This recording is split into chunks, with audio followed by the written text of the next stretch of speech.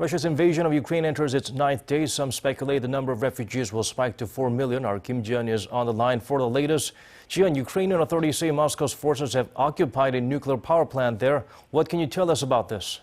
Well, Daniel, amid fighting among Ukrainian and Russian forces, Ukrainian authorities said they've extinguished a fire that broke out near the country's Zaporizhzhia nuclear power plant, which has been one of the largest reactors in Europe. At one point, the fire has stoked fears the conflict could develop into a nuclear catastrophe.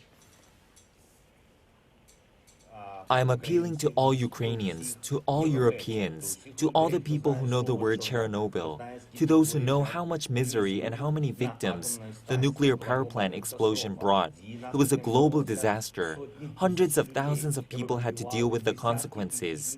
Dozens of thousands of people had to be evacuated. Russia wants to repeat all that. The IAEA said that there was no indication of elevated radiation levels at the plant after the incident. Well, the fire started at a five-story training building and laboratory inside the nuclear complex. Ukrainian authorities blamed a Russian artillery attack for the fire early Friday morning, and that the forces had further deterred local firefighters from entering the site to extinguish it. Multiple media outlets quoted Ukrainian officials that Ukrainian staff are running plant operations, maintaining calm, but that they're working at gunpoint as they're surrounded by Russian forces that have seized control of the plant. It's unclear whether the operators are taking orders from the Russian forces.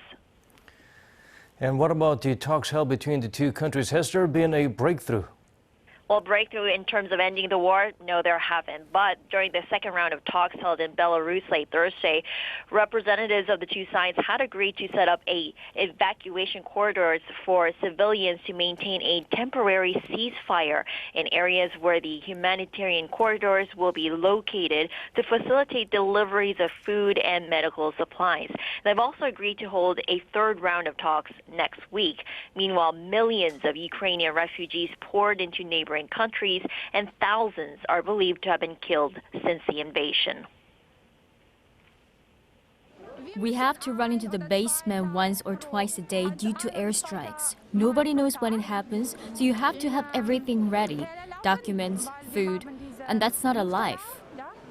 I have a very hard journey because it took more than 90 hours. We leave our home in the moment when flight shooted our community. Glass in our windows were broken, and we were very scared that we will die in this place. So we leave it, go to the rail station. In response, European Union member countries have unanimously approved to grant immediate protection to help shelter the refugees under its temporary protection directive. EU ministers and NATO leaders gathered in Brussels to discuss the response to Russia's full-scale invasion of Ukraine and coordinate an allied support for Ukraine. Back to you, Daniel. All right, Ji-yeon, thank you for those updates.